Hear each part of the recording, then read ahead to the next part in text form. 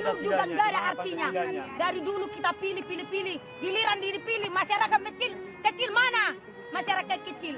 Nggak ada masyarakat kecil yang di... Yang terjadi di Jakarta akan mempengaruhi daerah lainnya di seluruh Indonesia. Karena Jakarta ini memang memerlukan orang yang baru ya. Saya lihat realita pembangunan di Jakarta tidak ada fokus ya, sehingga begini jadinya.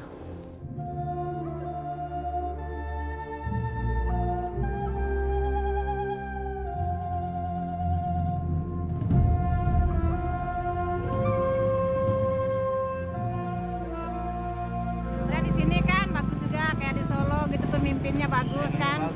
Kita kalau pemimpinnya bagus, rakyatnya juga bagus, Bang. Ya kan? Pemirsa, nama Wali Kota Solo Joko Widodo Sebelumnya mari kita saksikan yang menjadi tayangan editorial Solo mobil dinas Jokowi sebagai bandar.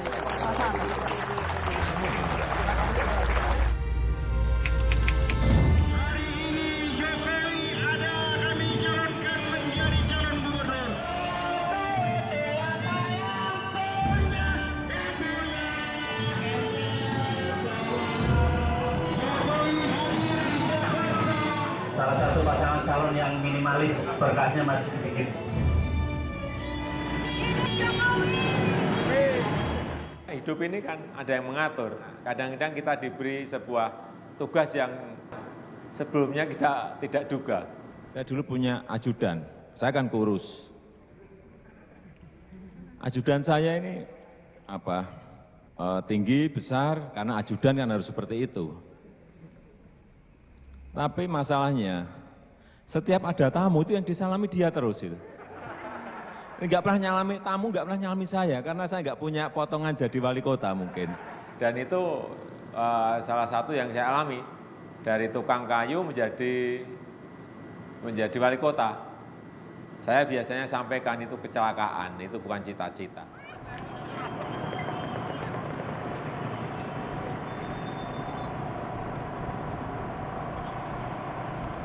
Saya juga ada perhatian terhadap perkembangan di Solo. Terakhir ini kan nama Pak Jokowi sebagai wali kota Solo kan cukup fenomenal ya, cukup membawa satu yang berbeda ya, sehingga menarik perhatian kami. Gitu. Geram dengan sikap PLN APC Solo yang memadamkan listrik di sepanjang jalan protokol Slamet Riyadi, Wali Kota Solo Joko Widodo langsung mendatangi kantor PLN APC Solo untuk menuntaskan tunggakan listrik dari bulan September sampai Desember 2011.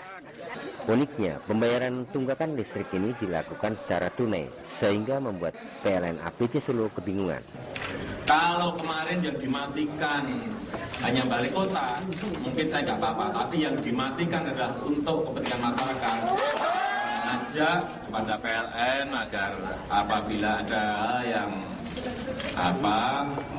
berkaitan dengan kepentingan masyarakat itu didahulukan. Saya kira masyarakat juga bisa menerima ya. Tetapi kalau kita dilihat masyarakat ini punya kepentingan, ini cari enaknya sendiri akan berbeda. Boleh salaman? Nggak boleh? Nggak boleh. Pengen salim, Pak ya, pengen salim. Kalau untuk Pak Jokowi semuanya oke lah ya untuk masyarakat Solo. Ya kita berdoa mudah-mudahan beliau terpilih menjadi Gubernur DKI Jakarta. Dan kita selalu berdoa semua masyarakat, semua komunitas yang ada di Solo ini berdoa untuk Pak Jokowi. Mudah-mudahan juga Jakarta nanti kalau dipimpin oleh Pak Jokowi menjadi sejahtera, menjadi semuanya lancar lah. Tetapi selama 5 tahun saya di Solo dengan uang 3,5 triliun bisa saya bangun separuh dari jumlah pasar tradisional yang ada di kota Solo. Solo 530.000, Jakarta 10 juta. Itu bisa diselesaikan Solo luasnya 44 km, Jakarta 661 km. Itu bisa uang Solo diselesaikan. 1 triliun, uang Jakarta 36 triliun. Nah, ini yang terakhir.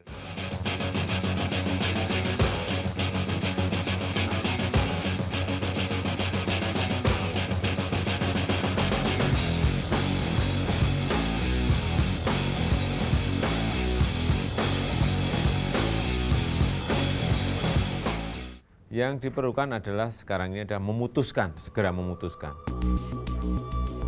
Saatnya masyarakat Jakarta menentukan sikap yang tegas, memilih pemimpin baru untuk Jakarta.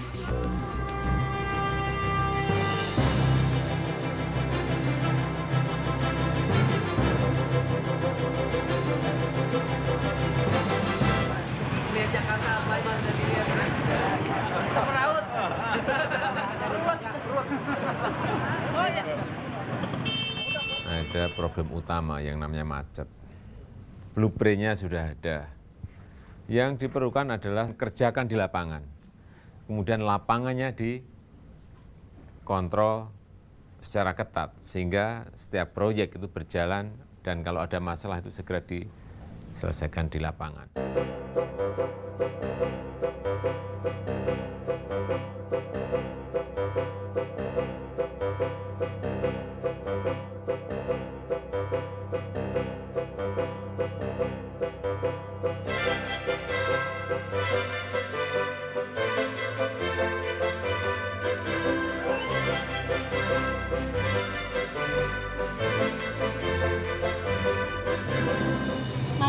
Macet ya nomor 1 ya. Udah aja dulu deh. Harapannya apa, Nek? Biar nggak macet lagi. Biar nggak macet lagi. Punya rumah di Bekasi, di Tangerang, kesininya berbondong-bondong naik mobil. 2 juta mobil, 1 juta mobil setiap hari masuk. Hasilnya macet. Tapi yang lain-lain public transportation mestinya bisa disiapkan. Kenapa sekarang orang nggak mau naik transportasi umum? Bisa dilihat tadi pertumbuhan kendaraan. Kalau nggak segera darurat itu diselesaikan, ya terus-menerus kita akan menjadi seperti ini. Tram dengan sistem rel bus, kemudian monorail jadi, sapinya jadi, orang akan males lah pakai mobil. Misalnya di Tamrin, di Sudirman, Blok M menuju ke kota, itu diganti dengan rel bus.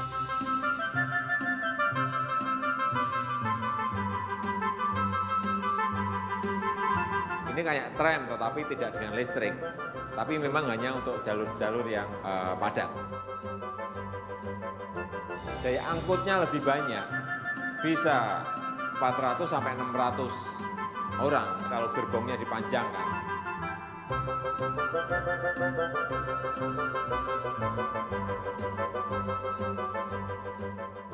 Nama gue Tia, gue tinggal di Tanah Tinggi, Keramat Sentiong. Gue kuliah di Depok sambil part-time juga di daerah Pantai Indah Kapuk. Pertama, gue harus naik busway. Kalau gue harus naik angkutan umum, itu ribet banget. Habis itu, gue harus naik angkot dulu, supaya gue bisa naik kereta.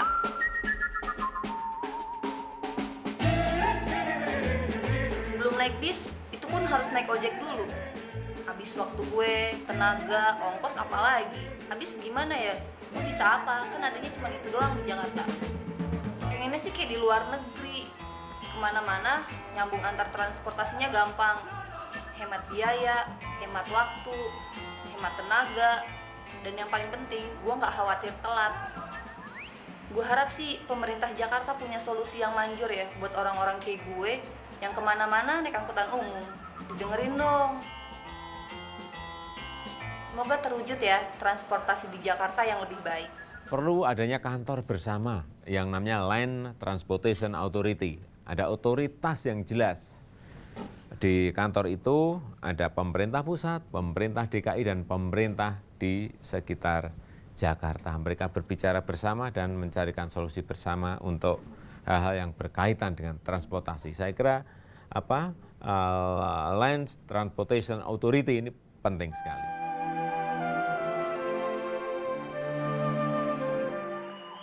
Setiap Jumat, di mana kita dengan seluruh kepala dinas, badan, pantau ini pergi ke kampung-kampung, pergi ke tempat yang punya masalah, juga pergi ke kegiatan dan program.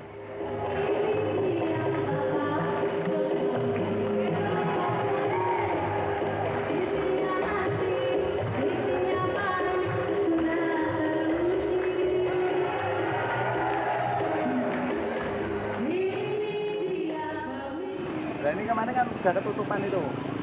Pipolnya itu ya. Peralatan enggak, saluran dari sana itu tidak bisa masuk. Jadi siap hujan pasti banjir. Karena ini kita keduk mulai dari sana sampai ke bawah. Masyarakat harus tahu bahwa Jakarta ini 40% wilayahnya adalah wilayah di tempat yang cekung. Yang ini sangat rawan terkena banjir. Jadi titik-titik banjir di Jakarta ini masih lebih dari 50. Ya, data yang ada di saya kalau nggak keliru 51 titik. Dan ingat 2007 itu ada 48 yang tewas dengan kerugian yang tidak sedikit. 4,3 triliun. Ya harapannya dirubah aja kota Jakarta biar jangan kebanjiran. Gitu. Rumah itu masih kebanjiran ya? Iya itu dia di belakangnya kali.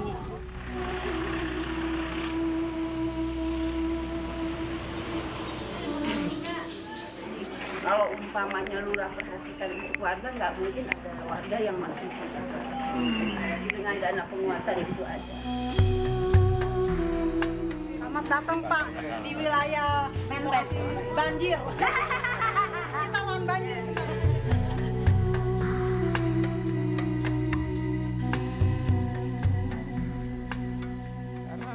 Banjir di Jakarta ini kan tidak melulu airnya dari Jakarta, tetapi juga dari atas, dari Bogor dan daerah-daerah yang lain. Inilah yang di sana juga perlu kita keluar anggaran untuk di sana. Dibuat situ, ada anggaran untuk sumur resapan dan daerah-daerah tangkapan air itu perlu lebih dihijaukan. Saya kira memang ini kewajiban kita karena mau tidak mau nanti akan berpengaruh kepada Jakarta. Kemudian daerah yang cekung, yang ini ada kurang lebih 40% di Jakarta, diapakan? Ya dipompa, naikkan pompa ke sungai atau naikkan pompa ke laut. Tetapi yang namanya banjir tentu saja bisa diselesaikan dengan tahapan-tahapan. Yang pertama, mestinya ada yang namanya situ. Jadi 13 sungai yang meluncur ke Jakarta ini bisa sebagian airnya dibelokkan ke situ. Tapi yang paling penting yang saya lihat di lapangan juga drainasenya.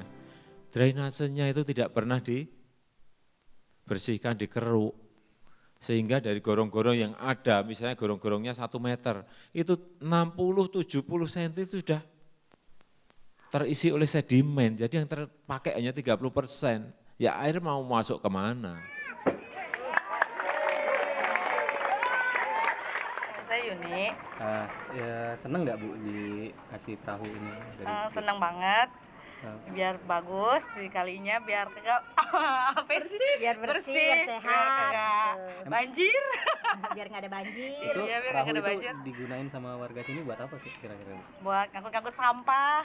Oh buat bersihin kali? Iya bersihin kali. Saya sampaikan, pemerintah DKI punya uang 140 triliun satu periode gubernur. Sehingga bisa beli. Tanahnya beli saja, dibeli buat embung, beli buat embung. Padahal anggaran kita ada 140 triliun selama satu periode gubernur selama 5 tahun. Itu duit yang tidak kecil, itu duit besar sekali. Tapi kalau penggunaannya tidak betul, pemakaiannya tidak benar, tidak tepat sasaran, ya seperti yang kita lihat sekarang ini. Masih ada 51 titik banjir. Walaupun Jakarta itu tidak akan selesai dalam waktu 5 tahun. Jadi saatnya ya untuk Jakarta ini bisa berubah ya saatnya sekarang. Mudah-mudahan masyarakat Jakarta juga pandai untuk memilih pimpinannya. Dan saya yakin pasangan nomor 3 ini pasangan yang sanggup melakukan perubahan. Karena saya adalah orang Jakarta, jadi saya sangat tahu. Nggak tahu, saya bukan ahli itu. Nggak ngerti soal apa statistik, bisa menang apa enggak. Cuman Jakarta butuh orang, butuh perubahan. Dan siapapun orang mampu membawa perubahan itu pasti didukung oleh rakyat, oleh masyarakat. Jokowi. Wah, rakyat Jakarta seneng nih. Saudara, wawancara ada apa? Iya, sama ya, diwawancara sama. Sampean. Saya Ferry Setiawan, umur 31 tahun, berdagang di sini hampir 6 tahun. Masyarakat Jakarta pasti senang dipimpin beliau, karena beliau arif dan bijaksana. Kalau pimpinan-pimpinan yang dulu-dulu, masa bodoh, anak kecil, rakyat kecil. Kalau beliau menampung aspirasi rakyat kecil.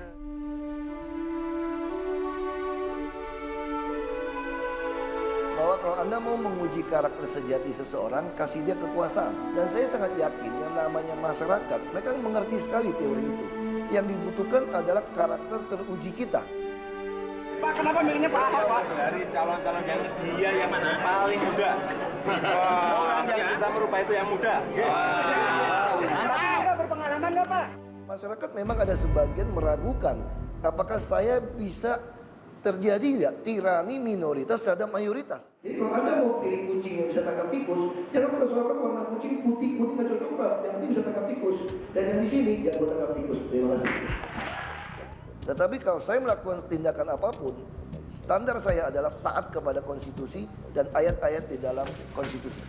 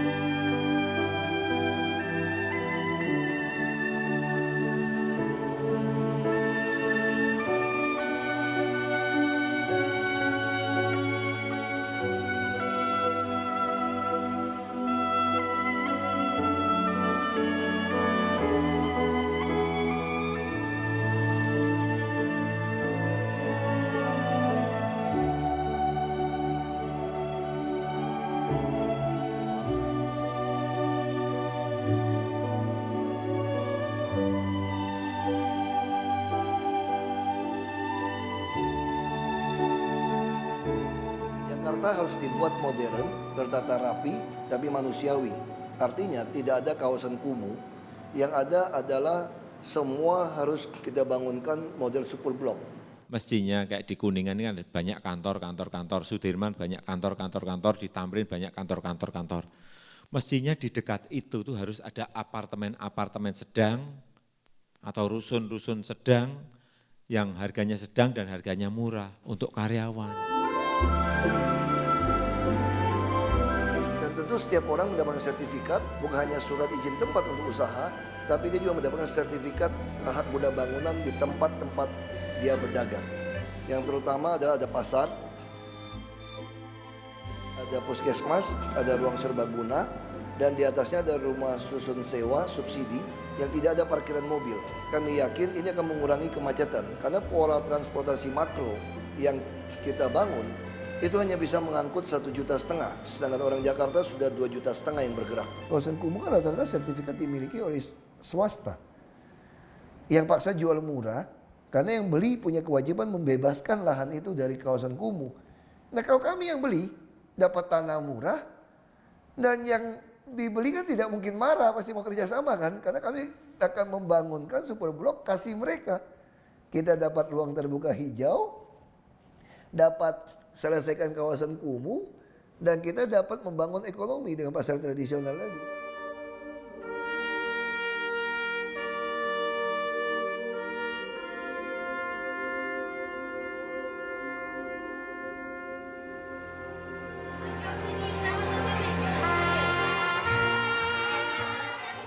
Kalau tingkat SMA itu gratis nggak sekarang?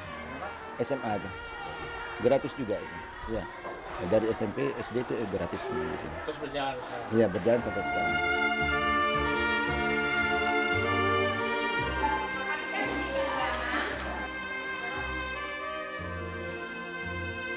Ini sifatnya dari kecil sampai sekarang lah, ketemu dengan siapapun dia itu tetap hormat. Jadi dia itu tidak pilih siapa, entah orang itu kecil, muda, entah itu orang tua, apalagi orang tua gitu. Itu tetap deh. Itu sifat yang anunya. Kelebihan dia itu seperti itu, Pak. Dia hormat dengan orang itu. Itulah kelebihan Ahok.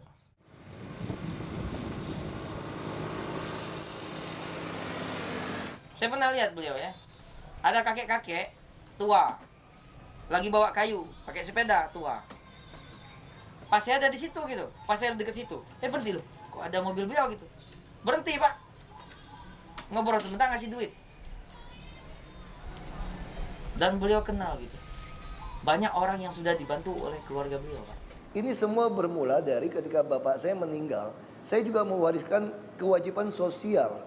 Nah, saya mulai berpikir, saya tidak sanggup menolong orang yang susah dari segi pendidikan, perumahan, maupun kesehatan.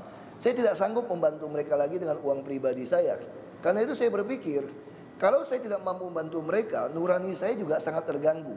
Nah, kalau saya bisa jadi pejabat, saya bisa membantu seluruh masyarakat tanpa menggunakan uang saya. Jadi nurani saya tidak terganggu dan uang saya juga tidak kempes dompet saya. Memang bapaknya itu seorang peduli gitu. Nah, itu kenyataan itu memang sampai dianukkan kepada anak-anaknya gitu. Seperti sila kelima Pancasila kita adalah keadilan sosial. Keadilan sosial berarti setiap warga masyarakat di Belitung Timur, kalau dia bisa menunjukkan KTP Belitung Timur, maka dia berhak atas jaminan pendidikan kesehatan. Pendidikan gratis kan dulu Basuki, itu yang saya salut. Kalau rakyat tahu pemimpin dan tahu tentang dia, mungkin dia akan mengerti. Tapi kalau rakyat yang belum tahu, mungkin mereka akan terbawa sara. Tapi kalau masyarakat itu udah tahu dengan dia,